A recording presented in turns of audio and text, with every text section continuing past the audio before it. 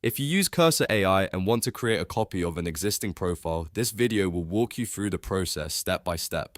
Duplicating a profile is a great way to save time when you want to keep your current settings, preferences, or workspace setup, but also make a separate version for a new project or a different workflow. That means you do not have to rebuild everything from scratch. If this tutorial helps you, be sure to hit like and subscribe for more quick software guides. Now let's jump in. First, open Cursor AI and make sure you are on the start screen. This is where you'll begin the duplication process. From here, you want to navigate to the main menu at the top and look for the File option. Once you click File, go to Share and then choose Export Profile. This will take you to the export screen, where Cursor AI gives you access to your Save Profile options. On this screen, look for the profile you want to duplicate. Next to your existing profile, you should see 3 dots or a More Options menu. Click those 3 dots to open the profile actions. In the drop-down, select Duplicate Profile.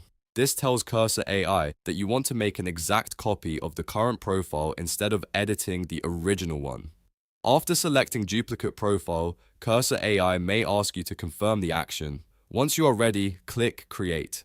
The new profile will then be generated with the same base settings as the original, which is especially useful if you want to test changes without affecting your main setup. This is a simple but powerful way to manage multiple environments inside Cursor AI. Once the duplicate is created, you can rename it, customize it, or use it for a separate project. That way, each profile can stay organized and serve a different purpose.